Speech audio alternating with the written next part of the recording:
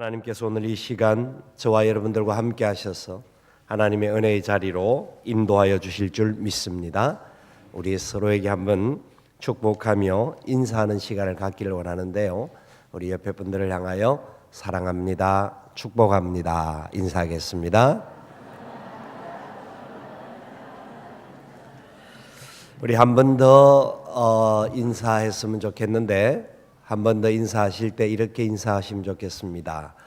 옆에 분들의 이름을 부르시든지 직분을 부르시든지 부르시면서 당신 때문에 살만 납니다 하면 인사합시다.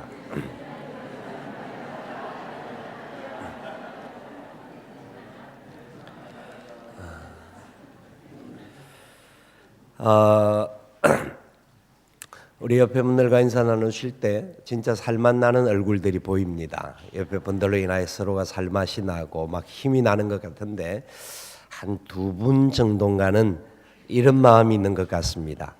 니만 안 보면 살겠다.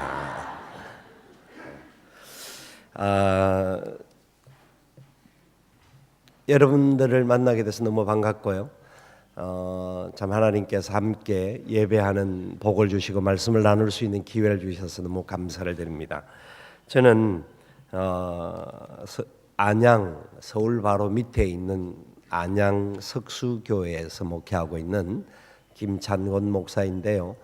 제가 20년 전에 우리 중앙교회 청년부 여름 수련회를 인도하기 위해서 온 적이 있습니다. 그때 이제 제가 서울 충현교회에서 부목사로 사역을 할 때인데 김원환 목사와 제가 친구인데 그때 친구 초청으로 해서 여기 와서 청년부 집회를 인도했던 그런 기억이 있습니다. 기도원에 가서 그때 아마 인도를 했는데 그때 와서 제가 굉장히 몸살을 앓고 갔습니다. 갑자기 따뜻한 나라에 있다가 추운 나라, 그때 7월 달에 왔으니까 얼마나 얼씬연하고 힘들었던지요. 하여튼 그 기억이 남아 있는데요. 참 너무너무 감사하고 또 반가운 모습을 봅니다. 뿐만 아니라 저는 지금 저희 교회에 부임한 지 이제 17년이 되어 가는데요. 저희 교회가 59년 된 교회입니다. 59년 된 교회로서 제가 2대 목사로 목회를 하고 있습니다. 하나님의 은혜 가운데 놀라운 은혜들과 사랑들을 경험하는 오래된 교회, 아주 저희 합동측 교회, 저는 합동측에 소속되어 있는 목사인데 굉장히 전통적이고 참 하나님을 사랑하는 모습은 누구에게도 뒤지지 않는 그런 열정을 가지고 있는 교회이기도 하지만 그 교회에서 하나님 보내셔서 지난 17년간 은혜 가운데 지내고 있음을 감사드리면서 여러분 교회에 서서 같은 말씀을 나누게 된 것을 다시 한번 감사를 드리게 됩니다. 여러분, 우리 모두는 하나님의 형상으로 지음을 받았다라는 것을 알고 계시죠? 옆에 분들 보시면 하나님이 보이십니까? 인간이 보이십니까? 한번 보실까요? 한 번 더 보십시다.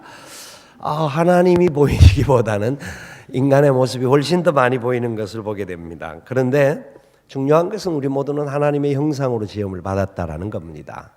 하나님의 형상, 하나님의 모양.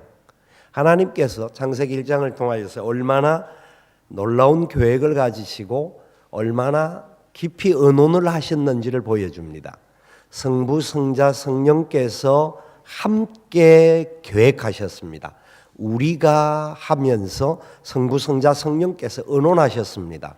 우리의 모양을 따라 우리의 형상을 따라 사람을 만들자라고 하셨습니다. 이것은 하나님께서 사람을 우연히 만드신 것이 아니라는 것이죠. 사람을 만드시되 하나님의 계획 가운데, 하나님의 섭리 가운데 하나님이 가장 아름답게 하나님의 영광을 이 땅에 나타내고 하나님의 나라와 의를 세워갈 이 땅에 천국을 이룰 존재를 지으셨는데 그 존재가 바로 사람이라는 겁니다. 그렇기 때문에 우리 사람을 통하여서 하나님은 기뻐하시는 역사를 이루기를 원하시고 하나님의 나라, 영광스러운 교회를 세우시기를 원하는 겁니다. 그래서 하나님께서는 우리를 통하여서 영광을 받기를 원하시는데 얼마나 놀랍게 우리를 사용하시는지를 생각해 볼 수가 있습니다. 그렇기 때문에 우리는 너무너무 소중한 존재입니다. 우리는 너무 귀한 존재들입니다. 우리 모두가 살아왔던 환경, 그리고 가지고 있는 여러 가지 상황, 그리고 이곳에 온 이유, 여러 가지 조건과 상황들은 다 다를지 모르지만 하나님 앞에서 우리는 얼마나 존귀한 존재고 얼마나 소중한 존재인지 모릅니다. 그렇기 때문에 우리는 빈부의 차이나 귀천의 차이나 세상에서는 따지는 많은 조건의 차이는 세상에서는 있을지 모르지만 하나님 앞에서는 우리는 모두 똑같은 존재라는 겁니다. 너무 소중한 존재고 하나님의 은혜와 사랑 안에 우리는 하나님의 영광을 가슴에 품고 살 수 있는 하나님의 인격을 가진 존재들이다라는 것을 믿으시기 바랍니다. 우리는 얼마나 놀라운지 모릅니다. 영국의 작가 조지 윌 엘리어트라는 분이 인간은 5가지 감옥에 갇혀 산다라는 말을 했습니다. 자기 사랑의 감옥, 근심의 감옥, 향수의 감옥, 선망의 감옥, 증오의 감옥. 5가지 감옥에, 이 내용을 다 설명할 수는 없습니다만은 인간은 한마디 말로 무언가 모르는 감옥에 갇혀져서 살고 있다 하는 이야기죠. 그렇습니다. 인간은 큰 감옥에 갇혀져 있습니다. 그래서 그 감옥은 보이지도 않고요, 보이지는 않지만 자신도 모르게 그 속성에 의하여서 지배를 받고 사는 존재가 되었습니다. 왜냐하면 인간에게는 죄가 찾아와서 그 죄로 말미암아 더 이상 하나님의 자녀답게 살지 못하는 그런 모습들이 시작되어졌기 때문입니다. 그런데 이미 하나님의 은혜로 죄 용서함을 받은 하나님의 백성들조차도 자기도 모르게 이 세상의 가치와 이 세상의 감옥 속에 갇혀 살고 있다는 겁니다. 그래서 우리도 모르는 장애물을 안고 살고 있는데 이 감옥은 너무나 크기에 감옥인 줄도 모르고 사람들은 살아갑니다. 그래서 그 장애물들로 인하여서 우리는 눈이 감겨지고 귀가 닫히어지고 마음이 닫히어지는 안타까운 역사를 이 시대 속에서 살아가고 있는 것이죠. 여러분, 사람들은 엄청난 차이가 많습니다. 다양합니다. 하나님이 지으실 때는 너무나 존귀하고 고귀하고 아름다운 존재였는데 이 땅에 살아가는 상황들 속에서 죄와 사망의 그 올무에 사로잡혀 있는 인간들의 모습은 얼마나 많은 갈등과 안타까운 구조가 많은지 모릅니다. 여러 상황들이 다릅니다. 가지고 있는 모든 것들이 다르고 생각들이 다릅니다. 출신에 따라서 엄청난 다른 것들이 있습니다. 같은 배에서 태어난 자식들조차도 다릅니다. 쌍둥이들조차도 다릅니다. 성품도 다르고 행동도 다릅니다. 그런데 하나님 앞에서 우리는 어떤 존재일까요? 하나님의 형상으로 지음받은 사람인 우리는 어떤 존재일까요? 한 가지 질문을 드리고자 합니다. 여러분은 여러분의 남편을 여러분과 동등한 존재, 동등한 인격으로 생각을 하십니까? 여러분들은 여러분의 아내를 여러분과 동등한 인격의 대상, 존재로 인정하고 계십니까? 부부가 사이가 좋고 남편이 나름대로 세상에서 성공의 가도를 달려가고 있고 다른 사람들보다 훨씬 더 뛰어난 그런 열매를 맺는 삶을 산다고 한다면 당연히 그렇게 할지도 모릅니다. 그러나 배우자가 내가 보기에는 무능하고 다른 사람들과 비교해 볼 때에 하여튼 답답한 그런 현상을 가지고 있다고 할 때에도 우리는 그 사람을 하나님이 내게 주신 가장 고귀한 존재요 동등한 인격으로 생각하고 계십니까? 우리는 항상 옆집 사람이 더 좋아 보이지 않습니까? 다른 집 아내, 다른 집 남편이 훨씬 더 귀하게 보이는 상황들이 아닙니까? 내 아이들보다 다른 집의 아이들이 훨씬 더 낮게 보이는 모습들이 우리 안에는 있습니다. 우리도 모르게 이 세상의 안경을 가지고 사람들을 판단할 때가 많습니다. 직장에서 만나는 사람, 지나치면서 만나는 많은 사람, 우리가 일을 하는 과정 속에서 만나는 수많은 사람들을 볼 때에도 우리도 모르는 안경을 통하여서 그 사람들을 쳐다봅니다. 그러므로 말미암아 판단하고 정죄하고 다르게 행동하는 경우들이 굉장히 많습니다. 저 사람은 나보다 좀 더 낫다, 저 사람은 나보다 좀 더 못하다 하는 그런 마음들을 우리는 판단할 때가 굉장히 많습니다. 그런데 성경은 단호하게 이야기합니다. 저와 여러분들은 하나님의 형상으로 지음을 받은 존재다. 하나님 보시기에 너무 아름다웠고 하나님께서 우리를 향하여서 얼마나 놀라운 사랑을 가지고 계시는지, 우리 안에 성령님이 존재하시고 우리 안에 예수님이 계시기에 우리는 얼마나 멋진 존재인지 모른다. 저는 가끔 사람들에게 이렇게 인사를 시킵니다. 내 안에 계신 예수님의 이름으로 당신 안에 계신 예수님께 인사를 드립니다. 그렇게 인사를 해보면 다른 사람을 볼 때 예수님과 같이 볼 수가 있는 거죠. 내 안에 계신 성령님의 이름으로 당신 안에 계신 성령님께 인사를 드립니다. 우리 안에는 예수님이 계시고 성령님이 계신 존재들입니다. 믿으십니까? 그 믿음이 있어야 합니다. 잊지 마셔야 합니다. 하나님께서는 우리를 향하여서 참으로 세상적으로 볼 때는 문제가 많고 죄와 허물로 이미 죽었던 존재요, 썩은 냄새나는 존재였을지 모르지만 세상 사람들의 기준에는 서로가 차이가 있고 서로가 문제가 많은 존재일지 모르지만 하나님 앞에서는 동등한 존재요, 하나님 앞에서는 고귀한 존재요, 하나님의 영광을 드러낼 수 있는 복된 존재들이라는 겁니다. 얼마나 감사한지 모릅니다. 그런데도 불구하고 우리 예수를 믿는 사람들조차도 이 세상 속에서 무언가 모르는 감옥에 갇혀 산다라는 것을 생각해 볼 수 있습니다. 오늘은 하나님의 형상으로 지음받은 인간들이 왜 하나님의 영광과 기쁨을 누리지 못하고 왜 하나님이 주시는 그 놀라운 은혜 가운데 붙들리지 못하는가, 세 가지 감옥을 여러분들과 함께 나누기를 원합니다. 첫 번째는 편견의 감옥입니다. 편견의 감옥. 지난달에 제가 섬기는 단체에 수련회가 있어서 소록도를 방문한 적이 있습니다. 소록도에는 우리가 잘 아는 대로 나병 환자들이 살았던 곳입니다. 지금은 나병 환자가 한 사람도 없습니다. 과거의 환자였습니다. 그런 분들의 섬기는 곳을 가면서 하나님이 주시는 은혜가 얼마나 컸던지, 하나님께서 이곳을 통하여서 한국 교회와 세계 교회를 위하여 기도하셨던 그 아름다운 역사가 있었던 현장이었습니다. 그런데 진짜 새벽마다 많이 기도하고 참 밤에 주무시지 않고 교회 나와서 그렇게 많이 기도했던 그 현장이었는데, 아마 많은 분들이 그곳을 다녀오신 분들은 이곳 때문에 우리가 살았다라고 고백하고 감사할 정도로 영적으로 풍성한 곳이었습니다. 그런데 문제가 있다라는 겁니다. 목회를 했던 목사님들이 과거에 했던 이야기들이 남겨진 글들이 있었습니다. 그분들이 참 그곳에서 지나면서 어떤 문제가 있었는지, 무엇이 제일 힘들었는지 하는 이야기를 나누는 것을 보았습니다. 나병 환자들 중에서 뭐가 제일 힘들었습니까? 라고 목사님에게 물으니까 그 목사님이 하시는 이야기가, 나병 환자들이 뭐 힘든 것이 한두 가지였겠습니까마는 꼭 한 가지를 집어서 이야기를 한다고 한다면 서로 헐뜯고 미워하고 폄하하는 것을 지켜보는 것이 제일 힘들었다라는 겁니다. 무슨 말씀이냐면 나병 환자들 중에서도 등급이 있다라는 겁니다. 등급이 있다라는 거예요.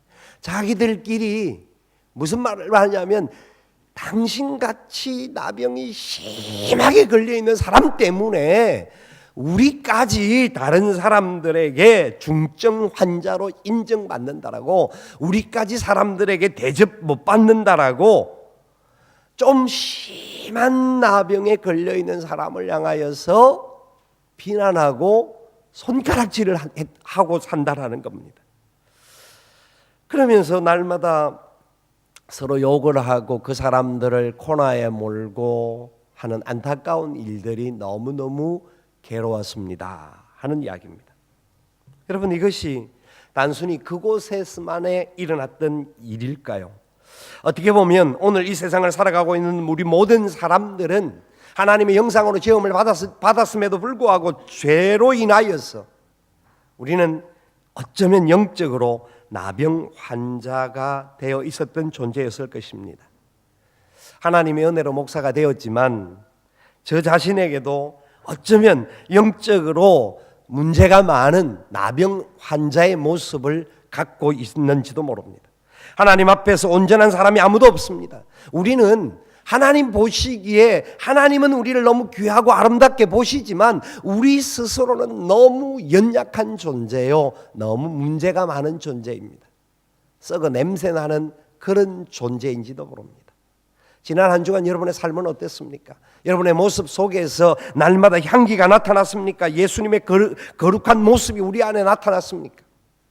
우리가 주님 앞에 나올 때마다 항상 문제가 있고 죄의 고백을 하지 않습니까? 지난 일주일의 삶 속에서 내가 그렇게 살지 못했던 연약함을 용서해 주시옵소서. 그렇게 고백을 함에도 불구하고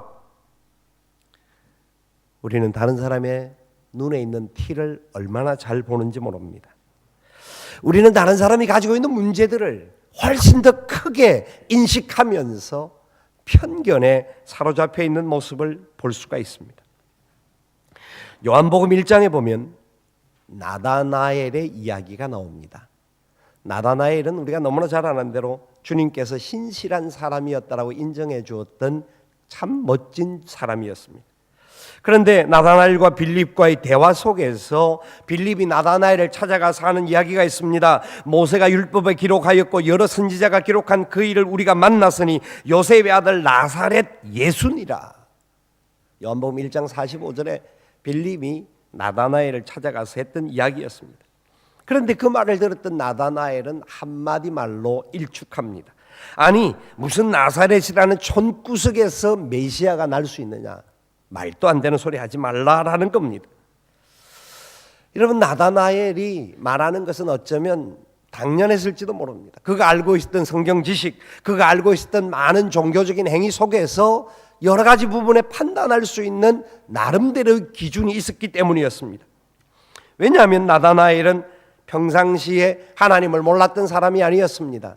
나름대로 자기는 하나님에 대하여서 알기를 소망했던 사람이었습니다. 그렇기 때문에 자기 나름대로의 기준이 있었습니다. 요한복음 1장 48절에 보니까 예수님께서 나다나엘을 향해서 이렇게 말씀합니다. 나다나엘이 이르되 어떻게 나를 아시나이까? 예수께서 대답하여 이르시되 빌립이 너를 부르기 전에 네가 무화과 나무 아래 있을 때에 보았노라. 예수님이 나다나엘을 무화과 나무 아래 있을 때 보셨다라고 말씀하셨습니다. 그 당시 사람들은 뭐 그렇게 넓은 집에서 살지 않았고 한 집 안에서 많은 사람이 북적거리면서 살았습니다. 그리고 기후가 너무너무 뜨거운 나라였기 때문에 집 안에서 사는 것이 힘들 때가 있었습니다. 그래서 어떤 사람들은 좀 쉬고 묵상하기 위하여서 나무를 찾아가서 그 나무 밑에, 무화과 나무 밑에서 참 조용히 쉬는 그런 시간을 갖는 경우들이 있었습니다. 이제 안 찍으셔도 되겠습니다. 예. 너무 사진을 잘 찍히려고 자꾸 인식을 하는 것 같아서요. 감사합니다. 그래서 무화과 나무가 무슨 의미가 있느냐면 무화과 나무는 자기만의 은밀한 장소였고 묵상하는 장소였습니다. 그래서 예수님께서 하시는 말씀이 네가 무화과 나무 아래 있을 때 보았다라는 말은 네가 하나님을 향하여 기도하고 묵상하고 말씀과 함께 교제하는 삶을 내가 보았다라고 인정해 주었다라는 겁니다. 나다나엘은 늘 성경을 묵상했습니다. 늘 하나님 앞에 기도하던 사람이었습니다.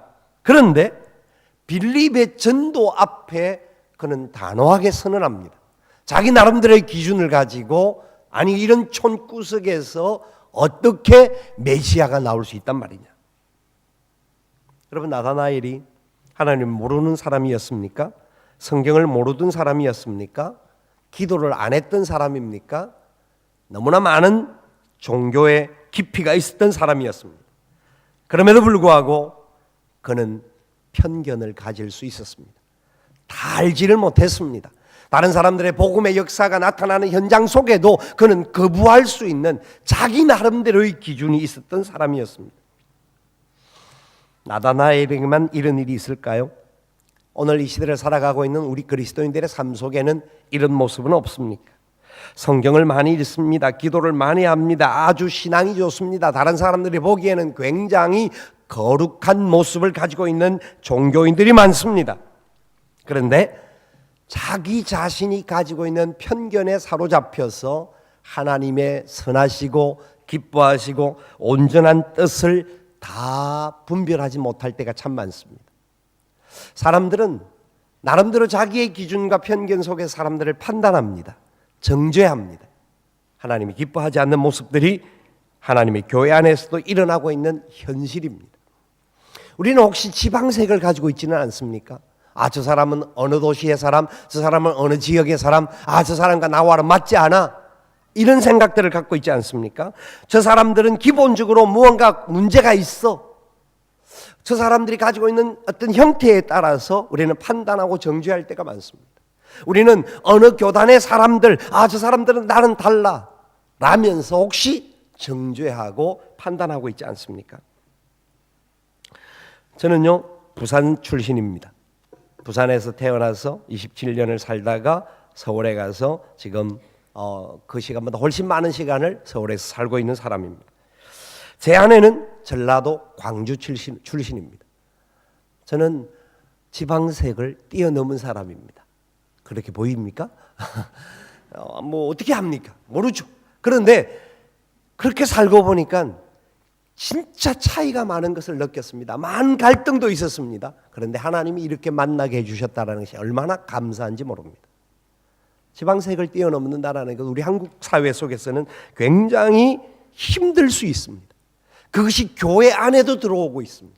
우리 안에 있는 이런저런 여러 가지 편견들로 인하여서 지역 감정 하나도 극복하지 못하고 있으면서 교회 안에서 거룩한 채 살아가는 모습들이 얼마나 많은지 모릅니다. 복음의 능력은 우리가 가지고 있는 편견, 우리가 가지고 있는 생각, 내가 가지고 있는 이런 것과는 비교할 수 없는 놀라운 것이었습니다. 여러분, 우리는 우리가 가지고 있는 편견을 가지고 내 남편, 내 아내, 내 자녀들, 그리고 다른 성도들, 지도자들, 우리가 살고 있는 현장들을 단죄하고 정죄하지 않습니까? 나는 나름대로 기도하기 때문에, 여러분, 기도를 많이 하는 것이 중요한 것이 아니라 예수님의 마음을 가지고 기도를 많이 하는 것이 중요하다는 것을 아셔야 합니다. 주님의 마음을 갖지 못하고 내 기준으로서 많이 하면 자기 의에 사로잡혀서 편견의 삶을 살아갈 수 있습니다. 요한복음 1장 47절 말씀해 보시면 이런 말씀이 나옵니다. 예수께서 나다나엘이 자기에게 오는 것을 보시고 그를 가리켜 이르시되 보라, 이는 참으로 이스라엘 사람이라 그 속에 간사한 것이 없도다. 나다나엘은 예수님에 대하여서 어떻게 나사렛에서 선한 존재가 날 수 있느냐라고 정죄하고 판단하였지만 예수님은 그렇게 말씀하지 않았습니다. 네가 나를 왜 몰랐느냐라고 정죄하지도 않으셨고 판단하지도 않으셨습니다. 그의 심령골수를 찔러낼 수 있는 하나님이신 예수님께서 많은 것을 하실 수 있었음에도 불구하고 나다나엘을 순전하게 보아주셨습니다. 하나님은 우리를 보실 때 우리의 환경과 형편과 처지를 보지 않습니다. 지금 이제 내가 처해 있는 상황을 보지 않습니다. 우리라는 존재 자체가 하나님의 형상으로 지음받았음을 고귀하게 보고 계십니다. 저와 여러분의 눈도 그런 눈으로 다른 사람을 볼 수 있는 존재들이 될 수 있기를 바랍니다. 편견의 감옥에서 벗어나는 저와 여러분 될 수 있기를 주님의 이름으로 축원을 드립니다. 두 번째, 우리가 벗어나야 할 감옥이 있다고 한다면 그것은 자기 주도의 감옥입니다. 성경에서 자기 주도의 대표적인 사람을 찾아보면 하나님의 형상으로 지음받은 놀라운 존재임에도 불구하고 자기 중심적인 사람은 야곱이라는 사람이 나옵니다.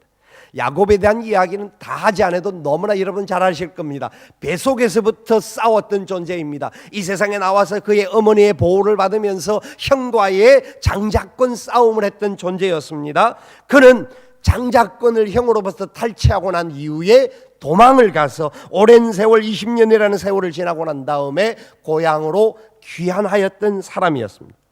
그 형을 만나러 집으로 돌아오는 과정 속에 그의 마음은 얼마나 불안했는지 모릅니다. 야곱에게는 20년의 세월이 지나고 난 다음에 그의 마음속에는 굉장한 불안함과 두려움이 있었습니다.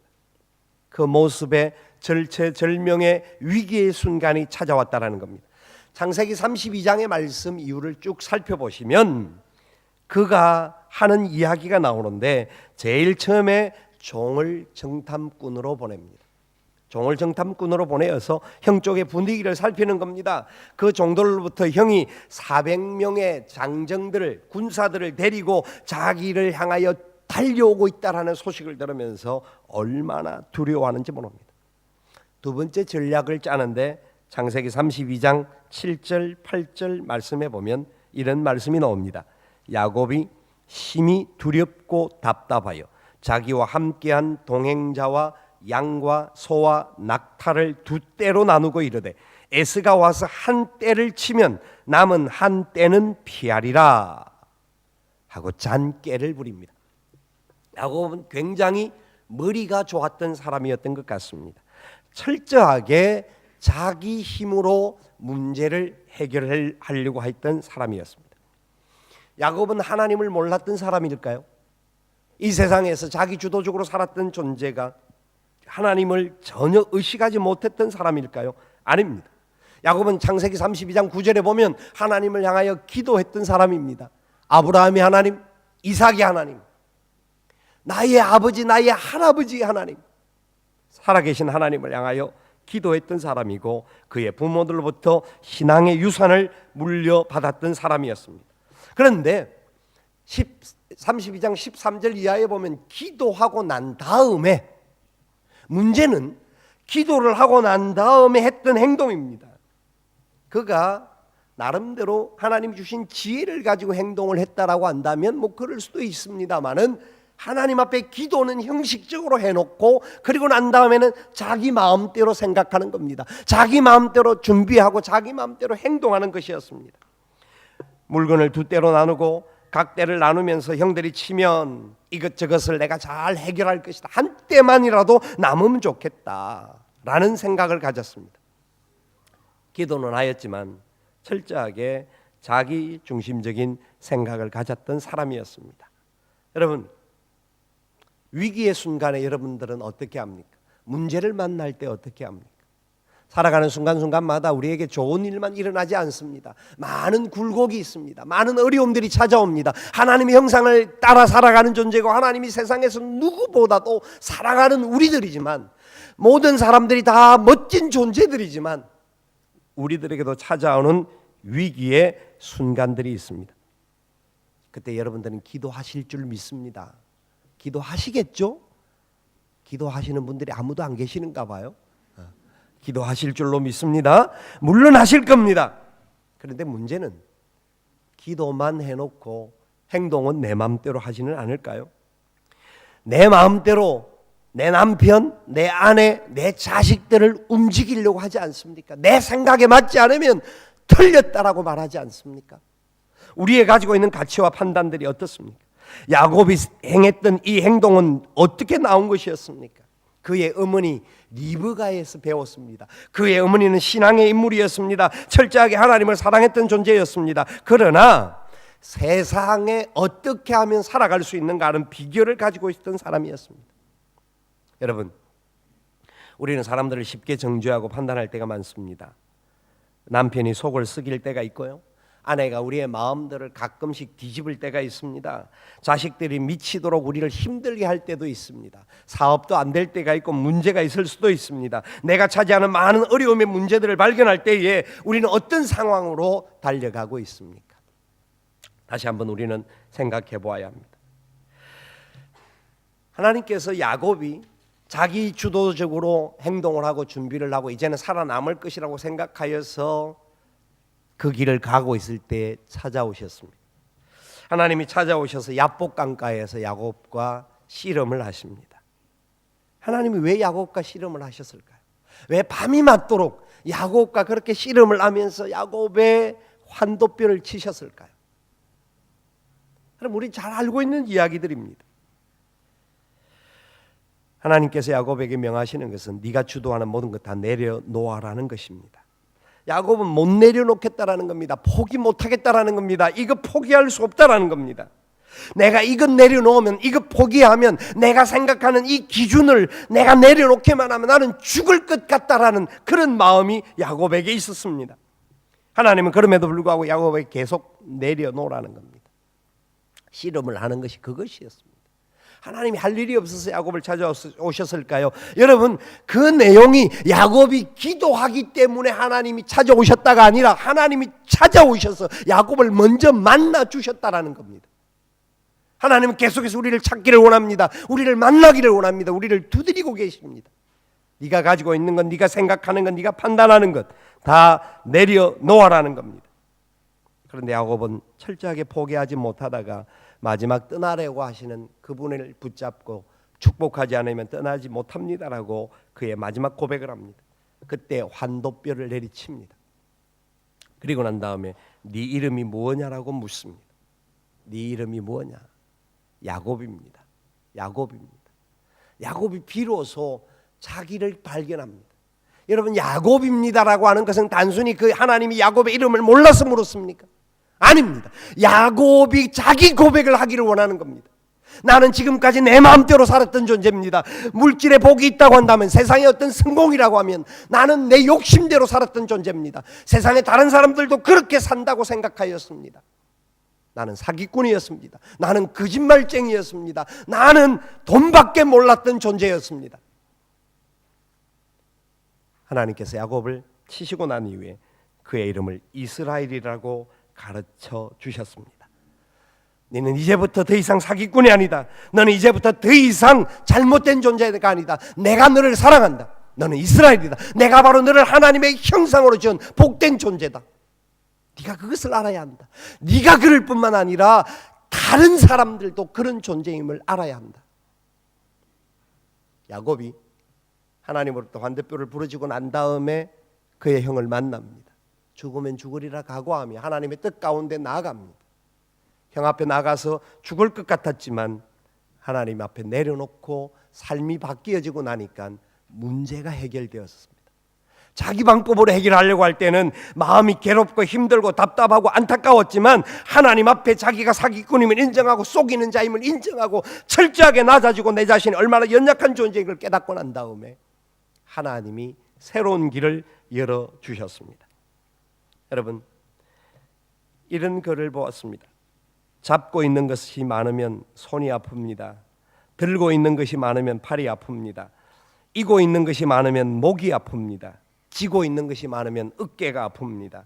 보고 있는 것이 많으면 눈이 아픕니다. 생각하는 것이 많으면 머리가 아픕니다. 품고 있는 것이 많으면 가슴이 아픕니다. 다 내려놓으세요. 모두 놓아버리십시오. 우리가 아픈 것은 너무 많이 가지고 있기 때문입니다.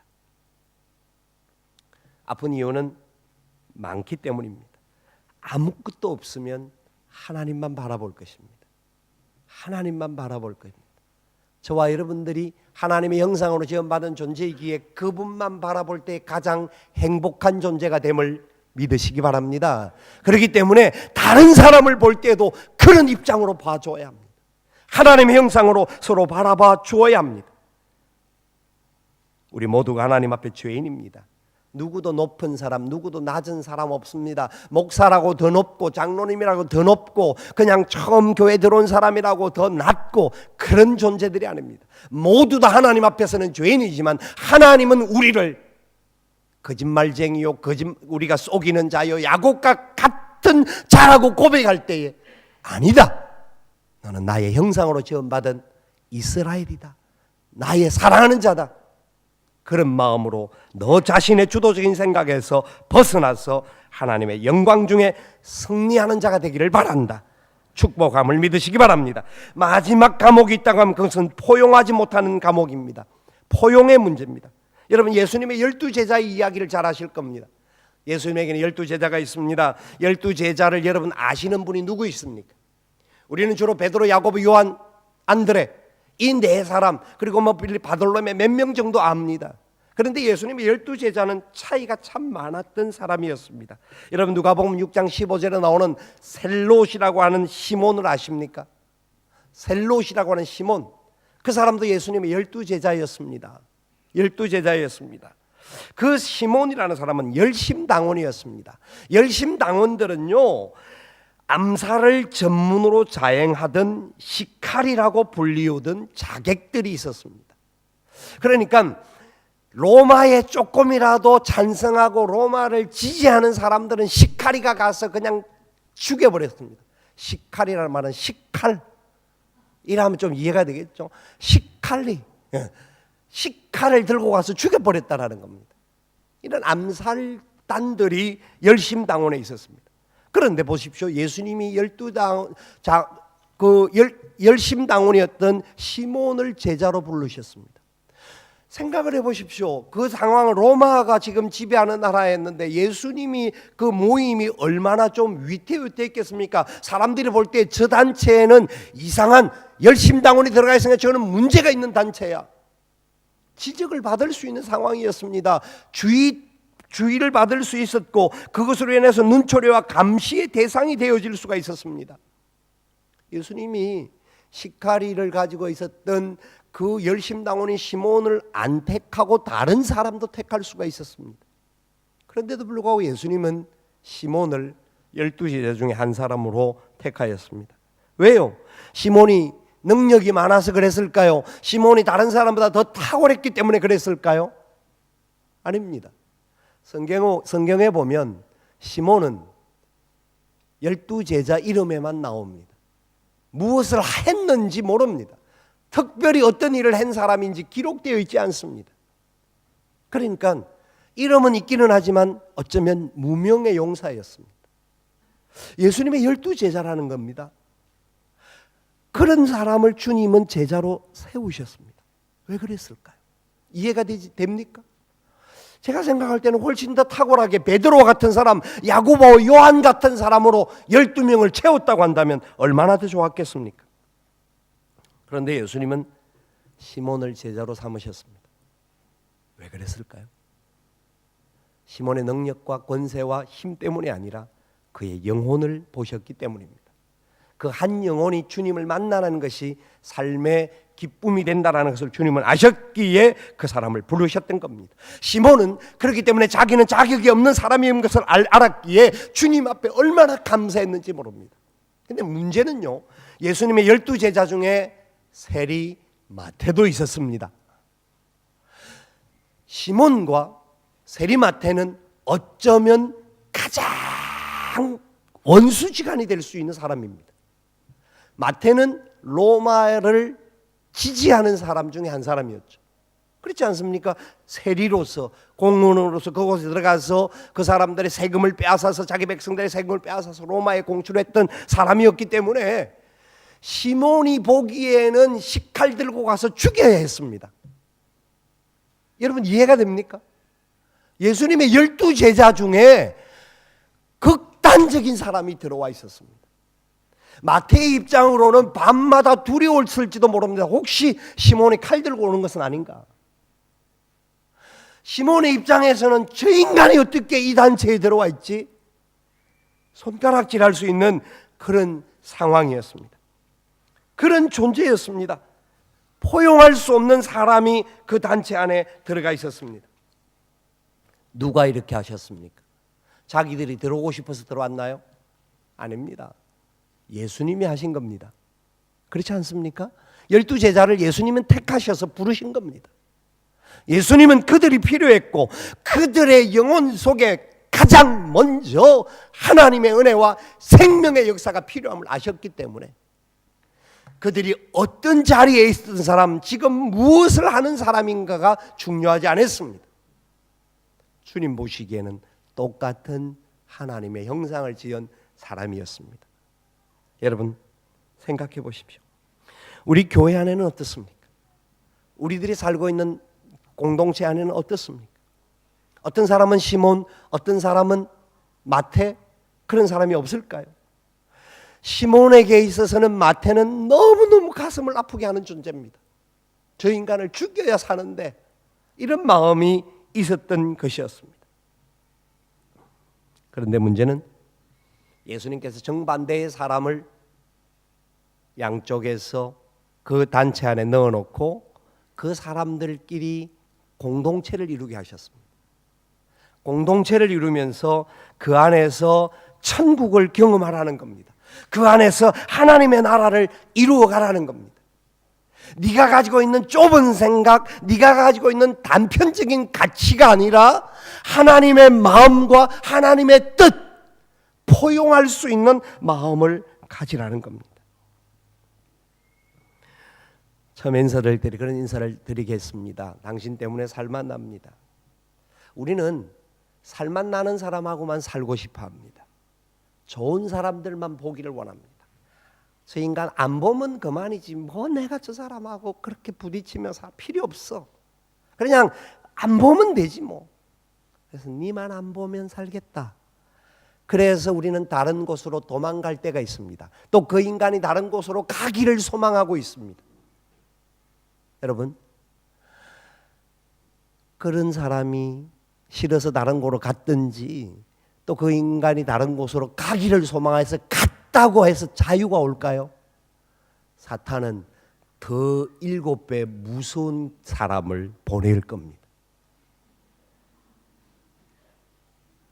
그 인간 피해서 다른 곳에 가니까 7명이나 똑같은 인간이 있어요. 이게 하나님의 원리입니다. 하나님은 우리 공동체가 모두가 완전한 사람으로 채우지 않으셨습니다. 여러분들이 시드니 중앙교회에 있으면서 여러분들이 전부 다 완전한 사람일까요?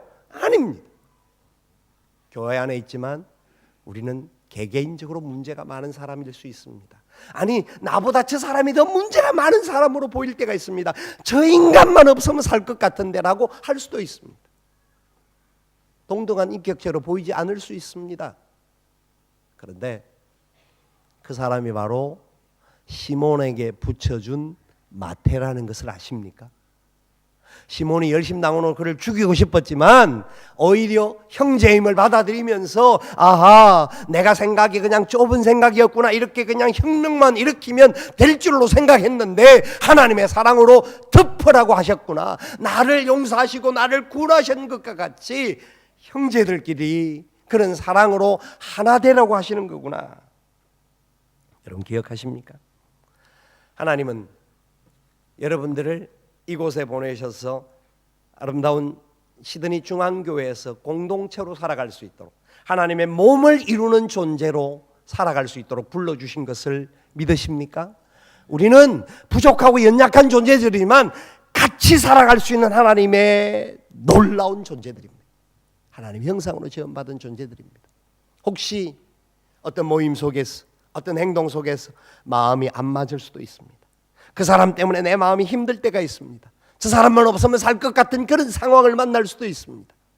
하나님은요, 그 사람을 천사로 보내어 주신 것인 줄 아십니까? 내가 주님을 더 닮을 수 있는 사람, 주님의 모습이 내 안에 더 넓어질 수 있는 사람, 그런 사람으로 만들기 위해서 붙여준 마테오 천사라는 것을 아셔야 합니다. 어떤 경우에는요, 목사님도 마음에 안 들 때가 있잖아요. 어떤 경우에는 장로님도 마음에 안 들 때가 있잖아요. 어떤 경우에는 어떤 사람도 마음에 안 들 때가 있다는 거죠. 그때에도 하나님께서 우리 공동체를 위하여서 놀라운 계획을 가지고 계신다. 우리는 하나님의 형상으로 지음받고 하나님의 영광을 위해 살아갈 자들이기에 하나님께서는 이곳에서부터 하나님의 나라를 이루어가게 하시고 이곳에서부터 가장 놀라운 기쁨을 주실 것이다. 그 믿음을 가지고 사람을 보면, 와, 당신 때문에 살만 납니다, 고백이 될 줄 믿습니다. 여러분, 우리는 그 은혜로 사는 존재들입니다. 다른 많은 힘이 아니라 하나님이 우리를 보실 때의 형상을 가진 존재로 지어주셨듯이 우리의 눈은 하나님의 눈으로 세상을 볼 수 있어야 합니다. 내가 가지고 있는 편견과 자기 주도와 속 좁은 포용력이 없는 사람이 아니라 하나님의 마음으로 죄인들을 용서하시고 사랑해 주셨듯이 공동체 안에서 우리를 통하여서 천국의 역사를 이루어갈 수 있는 하나님의 형상으로 지어준 것을 믿으시고 모든 사람이 주 안에서 동등한 존재요, 함께 해야 될 존재요, 같이 그리스도의 나라를 위하여서 달려갈 존재인 것을 기억하면서 믿음으로 승리할 수 있기를, 그래서 이 땅에서부터 하나님의 나라를 경험하면서 영원한 천성을 향하여 달려갈 수 있는 복된 성도들이 될 수 있기를 살아계신 예수님의 이름으로 축원을 드립니다. 아멘. 우리 함께 찬양하며 주님 앞에 나아가기를 원합니다.